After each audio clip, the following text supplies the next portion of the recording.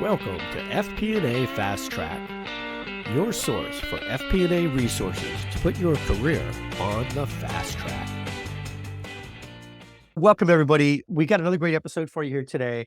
I have a guest with me today that I met actually at the AFP conference in October, the Association for Financial Professionals, for those of you that have not been or are not aware of it. Andrew Childress is an FP&A solutions consultant at Data Rails, but he has a varied background in FP&A, accounting. He's got some interesting interests as well that I want to talk about that I think can kind of fill in the blanks and kind of give you some context to his background. But with that, Andrew, if you would give us a little bit more of your background on what you think are kind of the high points that you would want the audience to know about you. Yeah, thanks, John. Really glad to be here. Really nice to have met you about a month ago at AFP. And yeah, look, I spent about 10 years in accounting and finance. I started off in accounting at a Fortune 500 company. Before I even knew what FP&A was, I had picked a major and wound up with both a bachelor's and master's of accounting. But by the time I got into my career, I kind of started to see that there was this other thing that I was watching people do and then thinking to myself, I really think that job might be a better fit for me. So I got the opportunity, a few years into my career to move over into an FP&A role, which was really where I really began to love my career and see kind of what FP&A can do for people. And after a while, I decided to jump and take some other opportunities, went to some private equity backed ventures. And I got the opportunity to just continue to cover more ground and have a lot more executive team contact, which is really a good experience for me. And then about a year ago, decided to pivot my career again, which was to move over to the tool side of things and the opportunity to meet finance leaders every day to help them with kind of the challenges they have. And that really brings me to the present, working for Data Rails, where I work as a solutions consultant, showing people the product and talking about how we can help. So it's interesting, as you were kind of telling your story, I was seeing a lot of parallels in my background that I don't really talk about a lot because it was so long ago, but I started in public accounting and transitioned over to M&A and then into FP&A, which back then we just called planning. FP&A wasn't really a term, 20 some 30 years ago. I'm obviously a little older than you are, but got into FP&A and realized, wow, I found so much more fulfillment in analyzing stuff and developing insights with the sole mindset of how do I help senior management make decisions that can move the business forward rather than just reporting on history, right? Yeah. And Yeah. it's obviously something that has huge value. We have to have those historicals to do the analysis that we do. But I just personally, everybody kind of finds their groove. But it sounds like you and I kind of have a few similarities there. And actually, when I first started out consulting, it was on the solution side. When I worked at AutoNation, the whole division I worked in got shut down and I got laid off with 400 some other people. And I got hired back on an IT project of all things.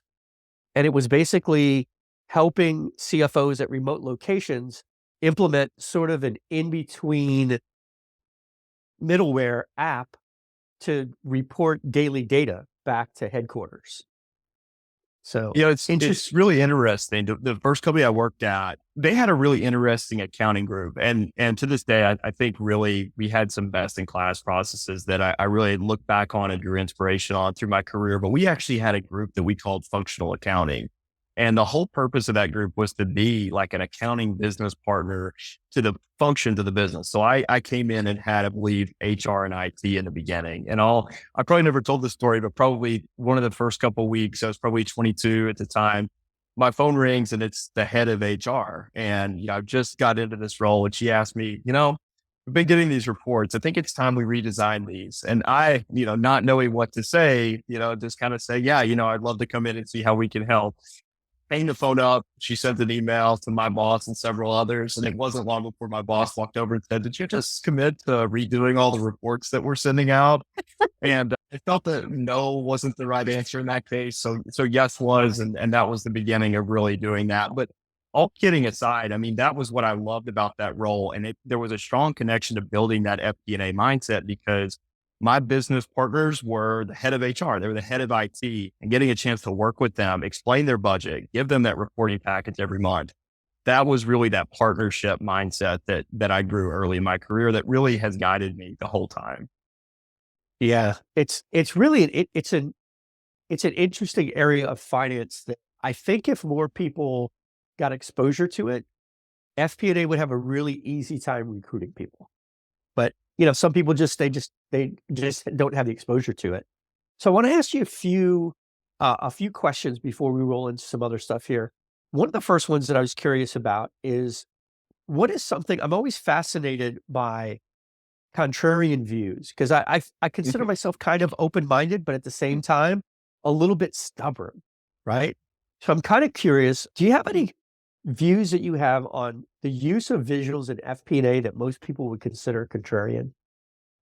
Yeah, and I enjoy the contrarian thinking too, as anyone who's worked with me or is friends with me will certainly tell you. But I think one for me is that the visual should be the thing that you figure out last.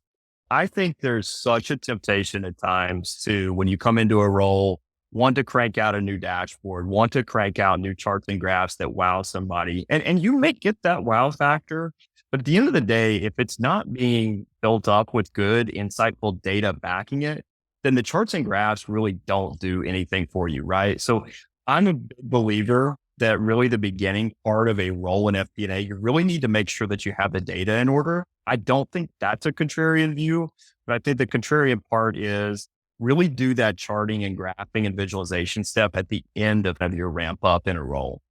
That's great advice that I wish I would have thought about early on when I started doing speaking, doing presentations, because being a primarily visual thinker, I would always get like a visual in my head and I would start with that in a slide and work my way backwards. And then I would realize I would get to the end of the presentation and go, this doesn't all tie together because I kind of started it backwards, right? But that was just I was just kind of following the way my brain naturally worked, which it's good to know how your brain naturally works, but it's not always the most effective way.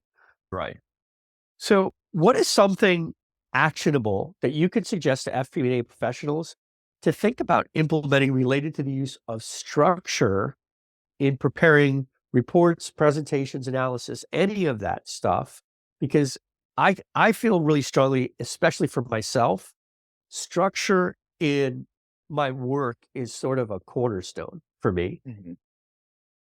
It's a great way of thinking about it because I used to think I have a creative streak as well. I used to think that structure stood in the way of being creative, but in reality, structure is that foundation that you use so that you can be creative. If I take care of and automate as much as possible, then I can build a lot of interesting and creative things on top of it. So whatever your process is, the consistency of it is key. So for me, in a lot of my financial models and workbooks and such, I'll use a color coding scheme that consistently colors and labels my tabs where the inputs live, where, the backing data lives, where the outputs live.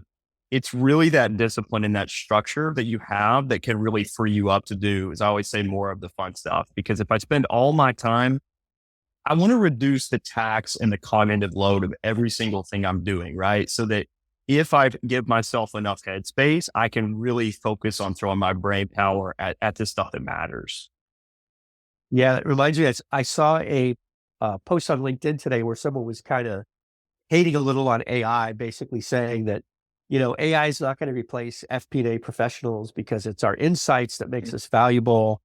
And my thought on it was, which I expressed in a comment, was I agree with all of that. Our insights is where we bring the value, and AI today is not that great with insights that require a lot of context, but it's brand new. It's like a little toddler, and it's learning and it's getting better every day. And I don't know about you, but hopefully we'll talk about this a little bit later. I use AI every day in lots of different things that I do, and what I've realized is that it's the garbage in, garbage out. If I ask it lousy questions, right? If I have a lousy structure for the work that I'm doing, then I'm going to get lousy output. So that structure, how do I structure the questions? How do I structure my processes? It's the input. That's a big thing. Yeah. AI is a thought partner to me in most things I do as well. It's not, I think people need to not see it as an either or. We either use AI for something or we do it ourselves, but thinking about that as a collaborative effort really can kind of change your mindset about it. Yeah, and you said something too that made me think about. I actually think about I'm trying to think of things I can offload to AI that take the cognitive load off of me for some of these little tasks that are repetitive. And they take up space in my brain, not because they're complicated, but because they're voluminous. There's lots of them. Yeah. So if I can get it to do a lot of the sort of grunt work for me, that kind of frees up my brain space to go, okay, now I can sit back. I can kind of ideate. I can analyze. I can look at output, and I can apply that context that I have from all those years of experience, kind of apply that to develop those insights. So speaking of context, what are your thoughts about the importance of the use of context in FP&A? I just mentioned in like developing insights, but I feel like context is important in just about everything. But what are your thoughts on an FP&A, how it applies? One thing I think I'm guilty of at times when I'm working in FP&A roles is, and we are all analytical in this line of work. That's CA after all. We can get very myopic about that thing we're looking at, that thing we're analyzing, that thing we are a mile down the rabbit hole with understanding, right? And sometimes we get really excited about those things and we take it to someone and we say, look, there's this thing and we need to tweak this. We need to change our pricing here. And we lose the entirety of the context of why it matters, right? And if we don't take someone, one of our business partners, one of our leaders on that journey with us about why something matters, then we oftentimes will not be able to really connect with them about why we think that thing that's important is important to us. And so I think creating the context as you communicate your ideas is just like one of the most important skills. Yeah, that's a great point. The whole, it reminds me of, it's kind of sales centric, but that concept of WIIFM, what's in it for me, and kind Right. of putting your hat on and saying, what's in it for them, right? I'm trying to Right. work with this person either as a business partner or serving a stakeholder or serving up some analysis to help people make decisions. And it's about them. It's about what decisions are they trying to make? What's their perspective on this? What are their goals? As opposed to me serving up something that I think maybe a really cool looking visualization, but it doesn't really speak to what they're most focused on. Yeah, Um, John, I think empathy is probably the most underrated skill for someone who works in FP&A. I really think that the ability to put yourself in your business partner's shoes and understand like what they care about, why they care about it, what their incentives are, financial and non-financial. When you really understand those things that are at play and you empathize with the people you work with, you're going to drive the right things for them. yeah. And so I talk about empathy a lot. I'm glad you brought it up because I always try to remind people, especially in a work environment, when we're talking about empathy, we're not talking about sympathy. It's not about feeling what they feel. It's about understanding where they're coming from so that you can better communicate and better work with them. I don't have to, it doesn't mean agreeance. I don't have to agree with them. But if I really want to communicate and really want to work well with them, I have to understand where they're coming from. What are their goals? What are their problems? And how can we work together on this? So when it comes to technology, we touched on AI a little bit, but I know today, I mean, shoot, I started my first FP&A job was almost 30 years ago, right? And Excel was it. That's all we had, that and the general ledger. There were no other tools. So I'm curious, what are your thoughts on suggestions for people, regardless of whether they're small businesses, enterprise level, whatever size organization they're in? What are your thoughts on some of the tools that are available for people in FP&A? And also your thoughts on how should people be looking at tools and what are the questions they should be asking themselves when they're thinking about what tool should I be looking for? Yeah. So a few thoughts on this. I'll kind of give you a couple big ideas here that I think about. And one of the things I love about working for Data Rails is every day just talking to finance leaders about where they're at with the tools they're using, how they use it, what their gaps are. The first is you really can't let a tool be the tail that wags the dog, right? You can't just drop a tool in and say that this is something that we're going to adopt and all of our problems are going to be solved.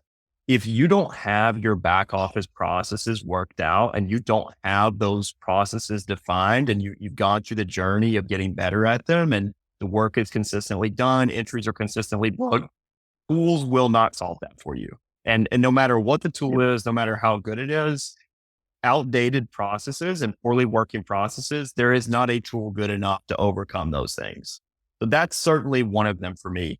The second is, and this is a big reason that, I'm a big fan of what we do at Data Rails, is using tools that, your team and your business partners will actually adopt is really important. So I've seen and worked in companies where someone comes in and drops in all kinds of dashboards overnight. And we turn on a platform like Power BI or Tableau. And now we've got this dashboard monster with data that's nebulously fed, that doesn't tie to some other system that we're using, and so on and so forth. So that's really another thing that's important, is use the tools that facilitate the way that you want to work. That means, tying into systems that leverage your ERP data instead of having these other kind of third party sources of data, because the best tool is one you can actually use. And I think that's why it's really important to choose a tool. If you're comfortable in Excel, then you choose a tool like Data Rails, where Excel is the canvas, right? Those are the things that actually make systems implementation successful in my experience. Yeah, it's interesting. Years ago, I saw some stat that says something like 80% of IT projects go south because of communications issues. And there was a big project that I worked on, and they were asking us to help them with the reporting, basically make some of the sales reporting easier for the sales team to use, right? Something is more actionable. They gave me these huge conglomeration of Excel files. And I'm looking through all this stuff, and we ask all these questions, and then we sit down and we have a meeting with IT, and we find out they've had a BI tool for years. And nobody used it because when they first bought it, they sent everybody to training. And then over the years, all the people that had been to training had left the company, and nobody had gone to training to learn how to use the new tool. So they're still paying for these licenses for this BI tool that it turns out could do everything they wanted to do and do it really well. But not only did they not know how to use it, the actual end users who would have used it didn't even know it existed because of, how everything panned out. And And you so, have to really, you have to really match the yeah, tool you choose to like where your organization is at. So if you have a huge IT department that can write dashboards and code for you, that's great.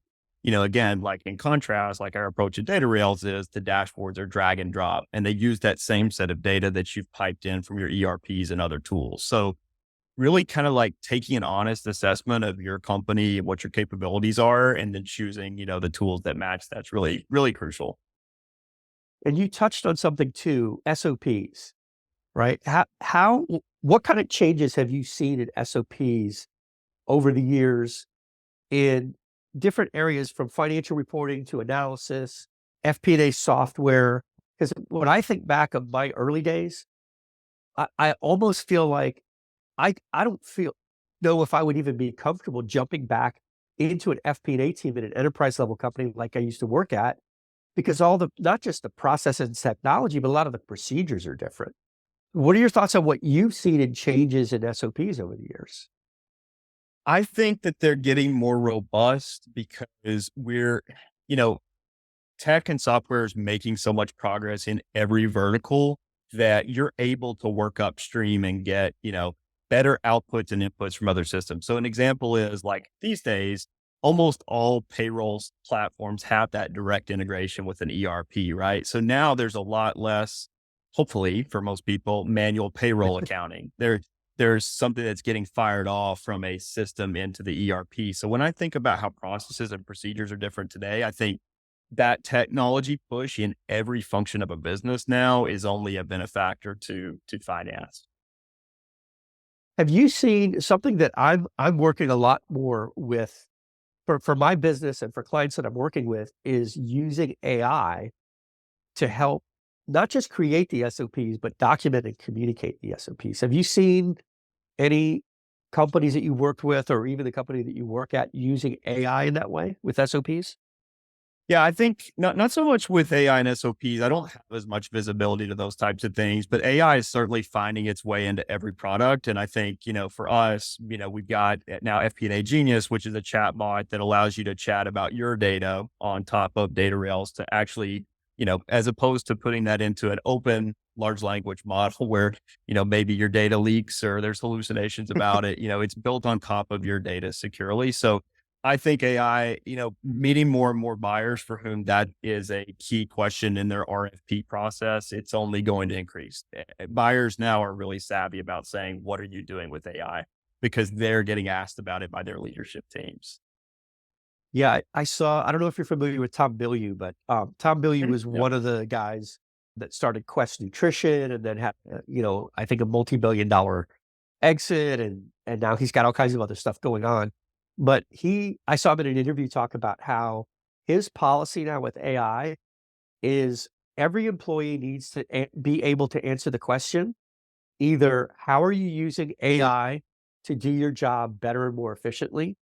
Or why is it that AI can't help you do it better, more efficiently? And if you can't come up with a good answer to those questions, you're going to get replaced because he just kind of feels like it's not coming; it's already here. I, It's it's not a question of are we going to use it; it's a question of how we're going to use it. And it's I interesting. think, This oh, Go ahead. sorry, a lot of that I think comes from, if you're not doing it, your competition is, so you're going to get passed up. And that's why it's so crucial. Yeah, the whole security issue reminds me of how the cloud was perceived maybe 20 years ago when CTOs were like when adaptive, it used to be adaptive planning. I think is it Workday now? And Yes. Yep. yeah, so Workday there used to adapt. be adaptive planning, then it was adaptive insights. And anyway, it's gone through all these iterations. I remember the early days with adaptive, a lot of the pushback they would get was CTOs who would say, our data is going to the cloud over my cold, dead body, right? Because all those years ago, they didn't trust the security in the cloud. And so people hear AI now and they go, oh wait, chat GPT, where's my data going? Just exactly to your point, that's going to be a bump in the road, right? We're going to look back in a few years and people are going to laugh that that was even a concern. Just like now, when people today are like, wait, you had to download something? Like, you have on-premises stuff? Yeah. It's just completely flipped around.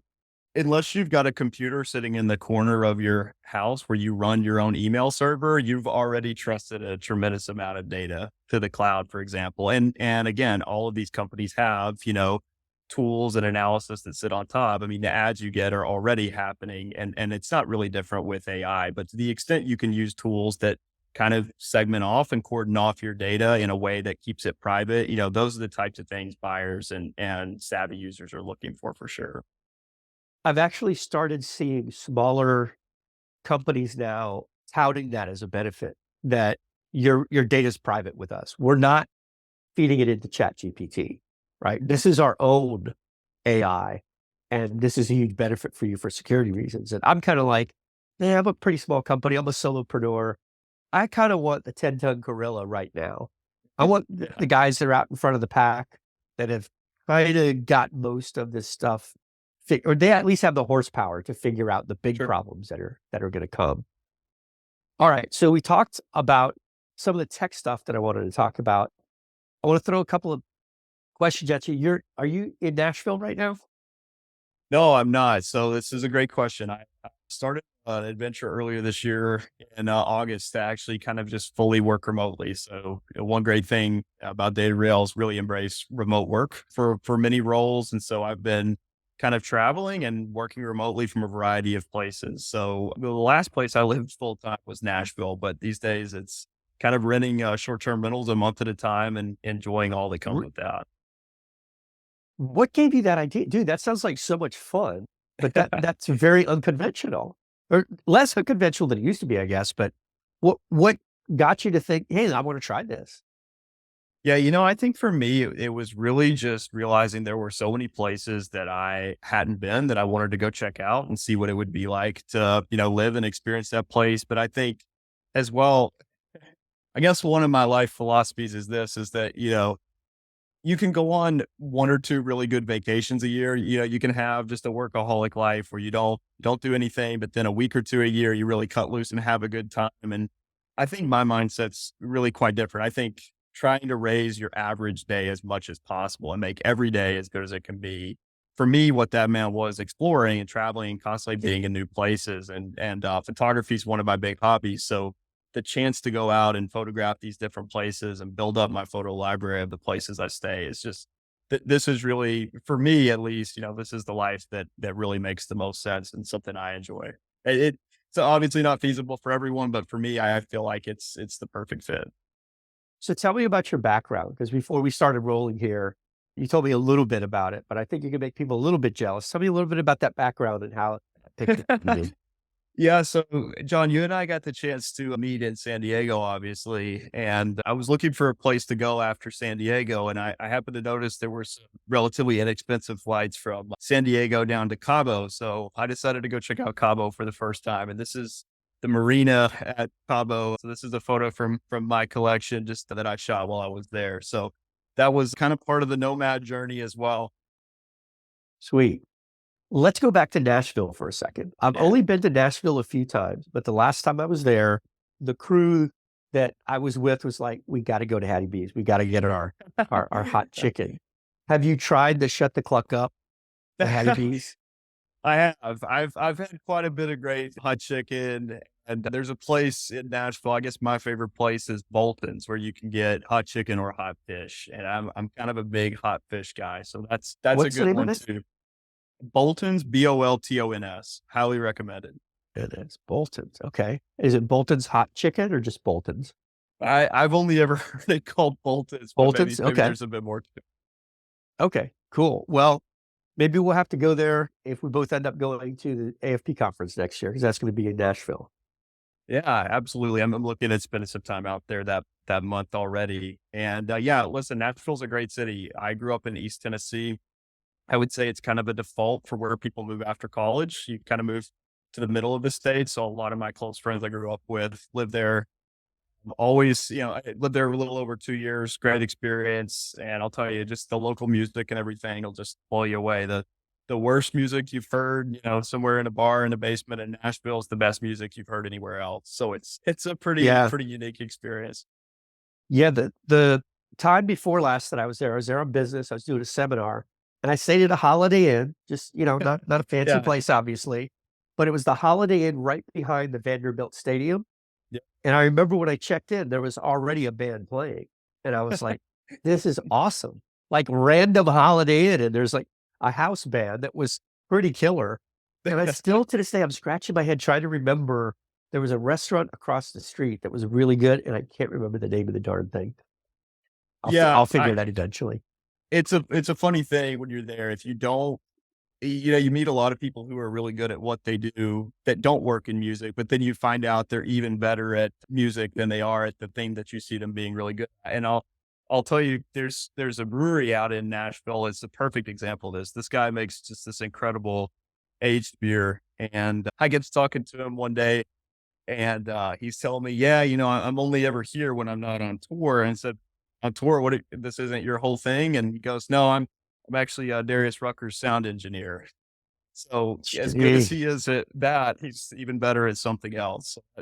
I would say that's kind of Nashville in a nutshell for you. I feel like a slacker sometimes when I talk to people like that. There's this guy named Scott Rouse who I don't know if he still lives in Nashville. I think he moved, but he lived in Nashville for a long time.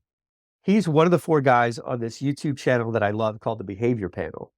And what he does for a full-time living is he's a behavior analyst. So he works with like police departments and government agencies, and he helps them with like interrogations and stuff like that.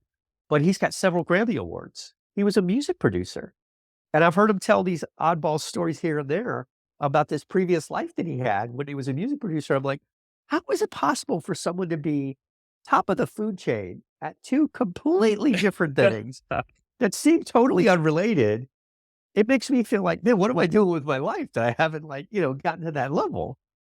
I think the answer is that there's just these people in the world who have this excellent mindset and they bring it to a Yeah. bunch of different domains in their life. And I'm inspired by those people who are really good at multiple things. I'll say for me, I mean, the Excel is kind of my number one thing. Spreadsheets, I've joked before, so spreadsheets are all I've got. There is no plan B, but all kidding aside, I'm inspired by people like that too, because the way that they balance their time and they find a way to be really good at multiple things, I think is just really inspiring. Yeah, I think my lack of focus has been my downfall because I've dabbled in different martial arts, I've dabbled in music. But when I say dabbled, I mean literally like tried it a handful of times and been like, yeah, this is going to take a lot of dedication to get really good at. And I think there are some things where it, it took me a long time to learn the lesson. I used to have this mindset of never quit on anything. And I eventually realized it's smart to quit at certain things early. Mhm. And I wish I would have done that with a lot of things in the past and just kind of moved on very quickly. But I think I've always had that kind of just sort of gritty, like, I'm not going to quit kind of thing.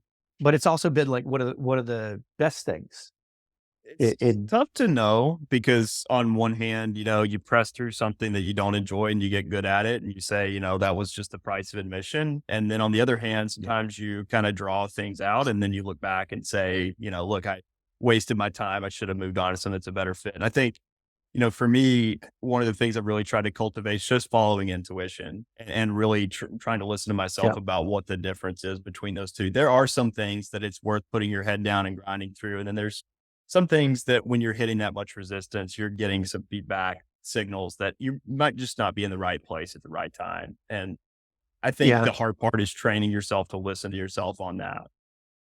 That's a great point. And actually, that same guy I was talking about, Scott Rouse, he and his partners in crime on that behavior panel they talk about how a lot of the stuff that they do with behavior analysis, every one of us, every human being actually gets the same kind of feelings that these experts get.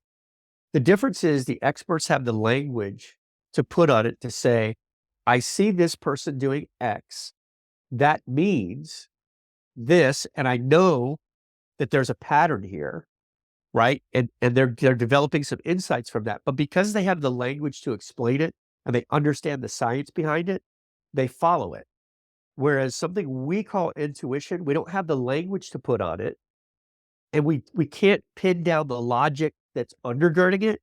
So we Mhm. go, I don't know if I should follow this because it doesn't seem logical, but at a visceral level, there's actually a lot more going on that we are perceiving. We just haven't quite connected the dots yet on some of that stuff. It's the Um, gut feeling thing, right? Like on one hand, you can call it a gut feeling, or you can, what you're really saying. I think many times with that is there's like a whole string of logic I can't maybe verbalize, but that does underpin kind of the way I'm feeling about something. 100%. Yeah. And it's just I've I've gotten to the point now where if I feel an intuition, I'll question it, not in trying to connect the dots and figure out the language to put on it to explain it, but I'll question it enough to say, am I really feeling this thing? Or was it just some kind of a bias that's leading me down that path? And if I'm still getting that sort of gut instinct that this is good, this is bad, go left, go right, or whatever it is, then I'll follow it. I will Yeah. question it though. I saw you in an interview you did recently. You were on Paul's podcast, and you mentioned something that I've heard a bunch of times. And I'm curious I just kind of want to unpack this a little bit for the audience and get your thoughts on it. And it's that quote from George Box that all models are wrong, but some are useful. In FP&A, good Lord, do we use a lot of models, right? In accounting, we use a lot of models. If you really think about it, accounting is nothing but models, right? There's accounting are man-made rules. They're these mental models that somebody came up with to organize financial information. Tell me a little bit about what your thoughts are on that quote specifically and how you've kind of applied that in FP&A. It's a great question. And I think, model is actually a relatively nebulous term. And I think that that's really kind of where we should start the discussion is to me, it's a set of inputs and, functions that happen between input and output, all of which are kind of roughly adjustable. Right. And so when I think about that phrase, all models are wrong, some are useful. Maybe this is an odd interpretation of it, but I think of just because you won't land on the perfect answer doesn't mean it's not worth doing the exercise, right? So the first thing I know about every budget I've ever made was it was wrong. The first thing I know about every forecast I made was it was wrong. The point wasn't to get it right. It was to describe a range of scenarios with a range of outputs and moreover how we would react as those played out. Right? So the goal of my forecast wasn't to say I'm going to hit this number on the head. Although the times that did happen, which were few and far between, I certainly felt pretty smug. It was to say, when this does play out, what will we do with it? What if we do beat our revenue forecast by 25%? How will we invest that capital? What if we underrun? What are the things that we need to do? I knew my model was wrong. Could I make it useful so that I could take those ranges of things and then react to it? Yeah, I've often described investing, forecasting, and planning like gambling. It's just very well informed, very well thought out, very well structured gambling. We're saying, based on what I know, I'm predicting, I'm betting that this is the scenario that we're going to be faced with. And now, based on that, let's figure out if that happens, what do we do about it? And then maybe we run a sensitivity and we've got a bunch of different scenarios. So we have a bunch of different plans. But I've always looked at planning as the plan, exactly to your point, with budgets, forecast plans, all of them. As soon as they're done, they're wrong. But it's not the plan, it's the planning process where the value is. It forces us to ask questions, to poke things and look at them and say, how does this work? What are the real drivers of this number? If I'm going to come up with a planned number, if I'm going to look at it like a driver-based plan, which is kind of what I kind of grew up in driver-based planning, Yeah. I have to understand what are the things that drive this number. And so even if my number is wrong, if I go through that process and I ask those questions and I learn and I really get a feel for the business, that's worth being wrong if we've got that learning and that insight from all of that, because that enables us to then be much more nimble and say, oh, okay, I know how this works. Maybe what we should do is tweak this, tweak that, add some input here, tweak a process over here. And it's all from that understanding from the planning process. And I think there's maybe like 5 phrases we all like to quote as FP&A experts. So the box quote is one of them, but another is the Eisenhower. I believe it's Eisenhower: plans are nothing, planning is everything, which is what you said. And that very art of forcing people to the table to like do a plan together is really, that's the output of it. Like, in the beginning of my career, I thought the Excel model I was building was the 5-year plan, but it wasn't. The 5-year plan was the agreement amongst the players in the business on how they were going to drive to who we wanted to be when we grew up, as the saying goes. Yeah, I wonder too how many people in finance have ever had an epiphany that whatever the thing they were working on, the purpose of that thing they were working on wasn't really what they thought it was. Give me an example, because that probably won't make sense without an example. So when I worked in M&A, I used to work on valuation models for almost all of the deals that we worked on. And in the beginning, I thought, wow, what an awesome responsibility. I have to figure out what we should pay for this company we're going to acquire. Oh, nay, nay. Au contraire, mon frere. Little did I know, it took me a long time to realize that 2 CEOs over some good whiskey at a bar pulled out a napkin and said, well, let's see, what was your cash flow or your EBITDA last year? Let's see, in our industry, it's about 4, 5 times. How about 4.5 times EBITDA, subject to due diligence? Agreed. And now, really, the purpose of my valuation model was to back into that number to justify that number. And the way I learned that was when my boss's boss called down to my office for the first time and said, dude, these EPS numbers in year 3 blow this whole model up. Like, you need to make that X. And I'm like, but we built this thing from the ground up. It was a driver-based model. Yeah. What do you want me to change in the assumptions? And then through a series of conversations, realized, oh, the purpose of this thing is not what I thought it was at all, but it's still Yeah. important. This is why technical analysis makes me, it cracks me up. And I have a world of respect for people who are great technical analysts, but you know, all of the sleep lost and the stressing over, EPS numbers and PE ratios and what does the DCF imply and what is the discount rate? It's kind of devoid of how I've actually seen these things work. It can be a guidepost perhaps, but at the same time, I mean, look how many pre-revenue companies go through M&A. I think Facebook paid famously $1 billion for Instagram when they were certainly not profitable. What PE ratio would that fit, right? But it's looked back on as one of the best purchases, one of the best M&A activities of, the last 25 years. And so you can start with the technical analysis. I'm not downplaying its importance, but there's a lot of the storytelling, soft skills not even the right word, but the storytelling and the bigger opportunity that exists on why 1+1 = 3 in M&A. Yeah. Yeah. It reminds me of you guys have on your website a capital asset pricing model template, right? And you mentioned discount rate. I remember one day having a conversation, like our whole team was sitting around and we were literally arguing about the discount rate we were going to use in the discounted cash flow model. And it went round and round, and everybody's explaining their justification for why theirs should be the right one. And at one point, one of my bosses stood up and he goes, "Guys, we're doing a bunch of mental masturbation." He said, "At the end of the day, we know we need to come to a certain number. Let's just make it work." Right? This is all it's almost like a bunch of finance nerds pontificating, right? It really has no impact on the end goal. It was interesting and it was actually mentally stimulating for a bunch of finance nerds. But at the end of the day, it was kind of almost a useless conversation. And the best M&A is like the strategic ones, right? Where, they've got something we don't have, we've got something they don't have.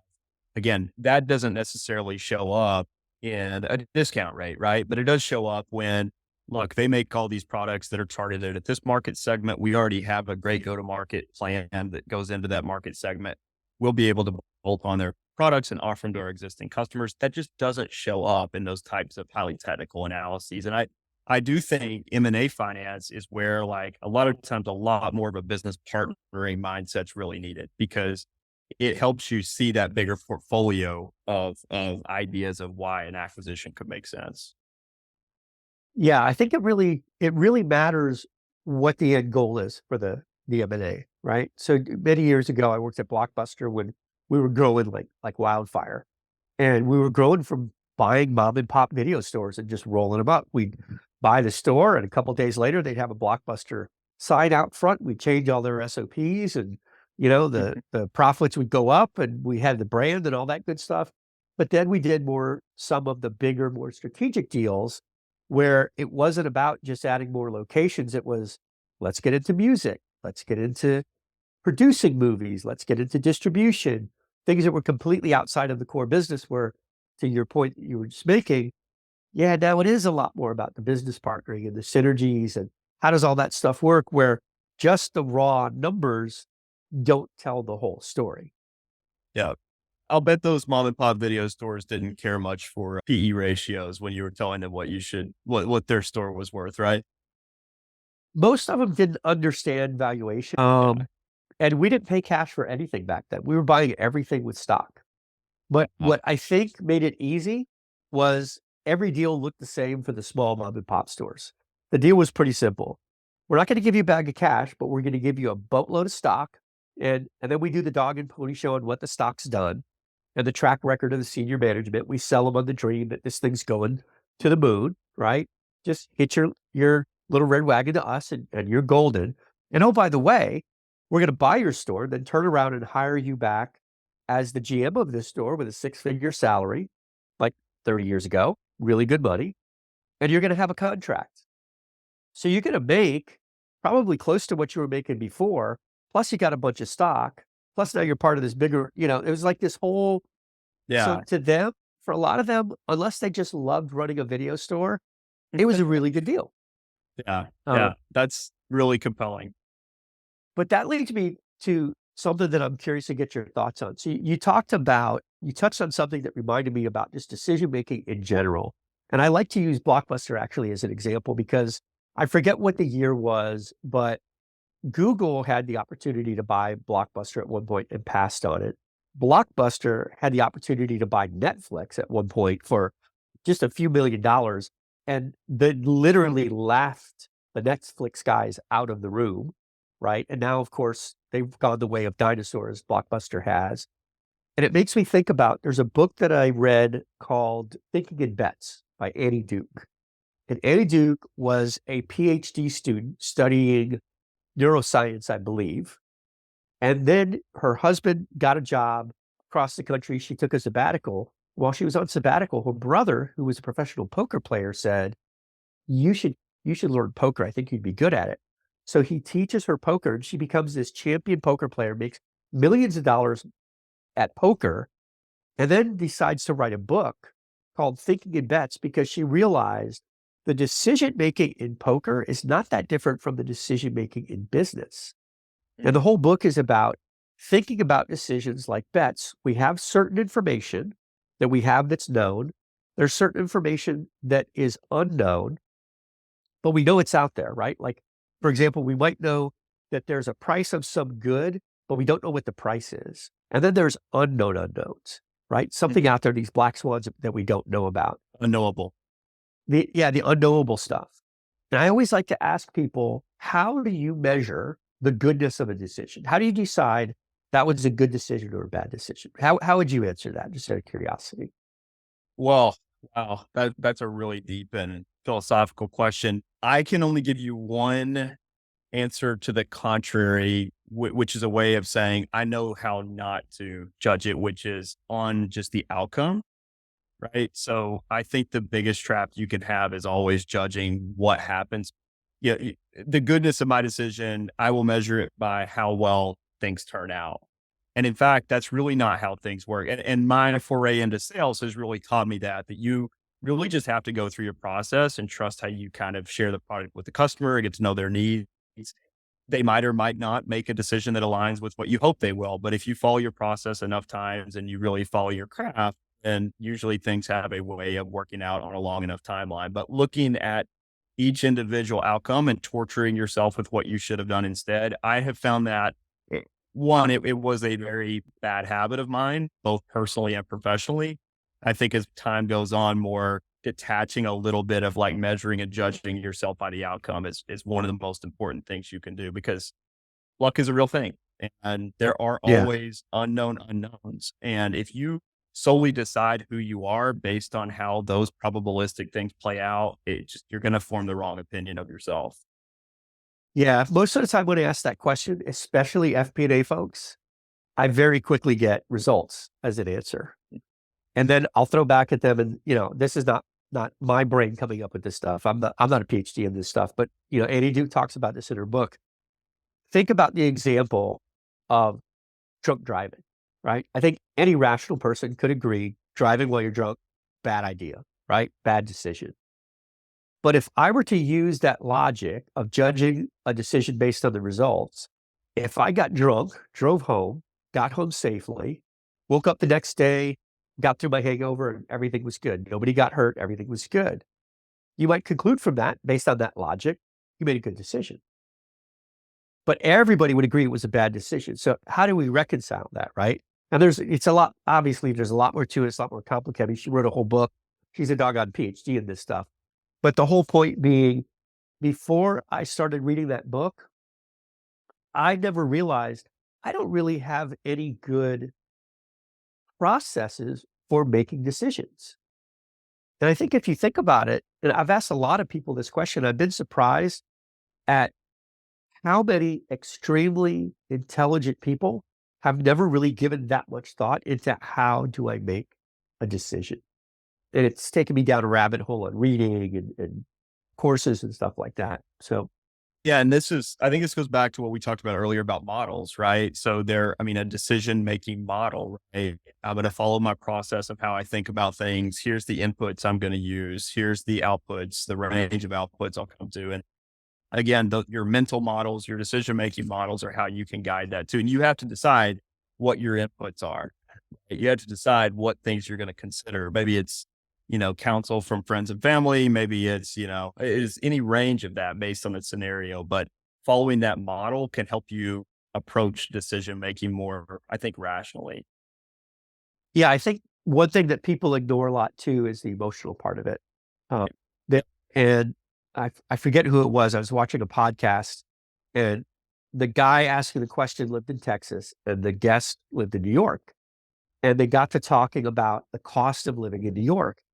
And the guy started rattling off, how expensive different things were, the tax rates and all this other stuff. And he said, "So why don't you move out of New York?" And he goes, "Because it's not worth it to me." He goes, "I know it costs me a lot more, but I look at what I pay as the opportunity cost of everything that I get that I enjoy from living in that city. And so Yep. if I pay less money to live someplace else, but I don't get that enjoyment, what was the point of me working hard and making a bunch of money, right? Money's just a tool to get certain things, and the things that I want are in this place. And so I try to just kind of swallow hard and ignore it when I have to pay that big tax bill. But you gotta consider those things. They're relevant. Well, Absolutely. we're at the top of the hour here, so I want to go ahead and wrap up here. But tell everybody, where is the best place that they can find you? Yeah, I would say I'm always open to connections on LinkedIn. I post from time to time. Obviously, I stay pretty busy with a lot of my activities, but definitely feel free to shoot me a connection on LinkedIn. Always happy to chat or just shoot the breeze about all topics FP&A. Awesome. Well, I want to go ahead and wrap up with that and just remind everybody, remember, communication is about more than words. And we'll see you next time.